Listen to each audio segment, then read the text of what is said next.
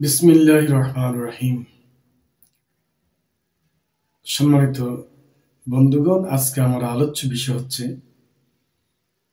পথভ্রষ্ট মানুষ কারা কারা দুনিয়া ও আখিরাতের জন্য পথহারা মানুষ। তাদেরকে আজকে চিহ্নিত করার জন্য আমার এই আলোচনা।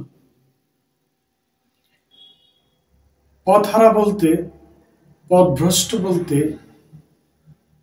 পথিক আমি তাদেরকেও বুঝিয়েছি, এটা কোরআন এবং হাদিস দ্বারা প্রমাণিত। তারা সূরা বাকারা আল্লাহ সুবহানাহু ওয়া তাআলা স্পষ্ট ভাষায় সুন্দরভাবে বলে দিয়েছেন, সুম্মুন বুকমুন উমিয়ুন ফাহুম লা ইয়ারজিউন। তাদেরকে আমি অন্ধ এবং বধির করে দিয়েছি।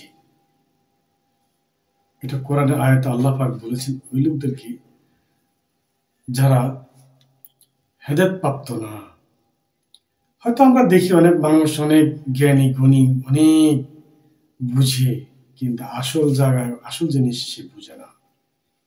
যেমন পথভ্রষ্ট মানুষের চিহ্ন হলো এটা, তারা যখন অন্যায় করে, তারা যখন অন্যায় কথা বলে, অন্যায় কাজ করে, তারা যখন কারো ক্ষতি করে, তাদের দ্বারা জনকে ক্ষতিগ্রস্ত হয়, তারা যখন ক্ষতির মধ্যেই লিপ্ত, তারা তখন মনে করে তারা এটা নেক আমল করতেছে, খুব ভালো কাজ করতেছে, এটি ভালো কাজ, আর ভালো কাজ নাই। আপনি ডাক দিবেন, সে ভুল বুঝবে, আপনাকে অন্যায়ভাবে সে ক্ষতি করবে অন্যভাবে, আপনি যদি তার এই অন্যায় কাজে বাধা দিতে যান।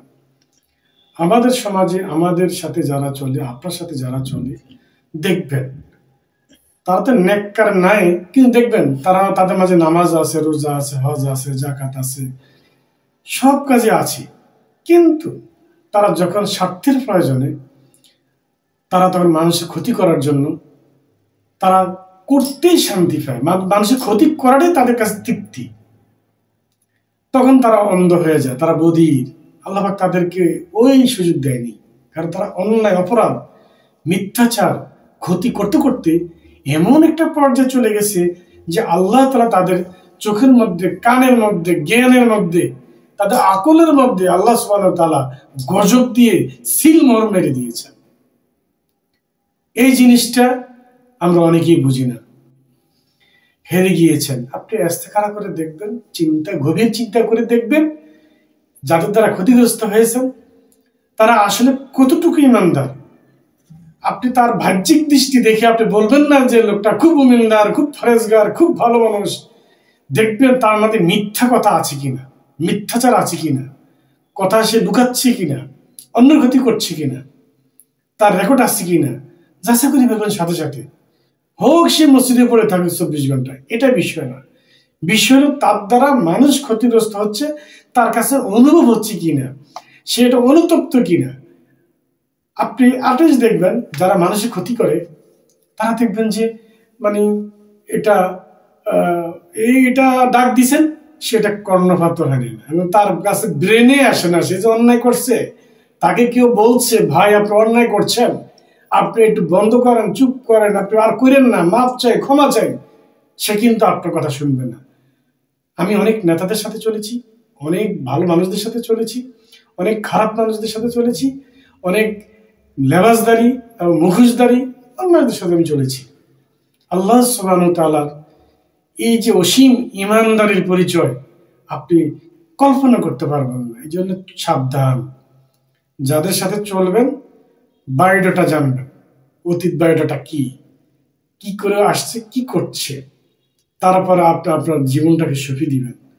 তার পূর্বে যদি আপনি কাউকে একবারে তার উপরের কিছু দেখা, তার কিছু কাজকর্ম দেখা, তার কথা শুই না আপনি তাকে বিশ্বাস করবেন, তার দ্বারা কিছু পাইবেন, করবেন, মারাত্মক ক্ষতি হয়ে যাবে। পাওয়ার চেয়ে আপনার ক্ষতির হবে বেশি। এই জন্য সাবধান। পথহারা মানুষের কথাই বললাম, তারা অন্যায় যখন করে, তারা অন্যায়টাকে মনে করে এটা খুব ভালো কাজ, নেক আমল কাজ। ডাক দিলে সে যেন শোনেও না, সে বুঝেও না। এই হলো অবস্থা। সাবধান সবাইকে। আসসালামু আলাইকুম ওয়া রাহমাতুল্লাহি ওয়া বারাকাতুহু।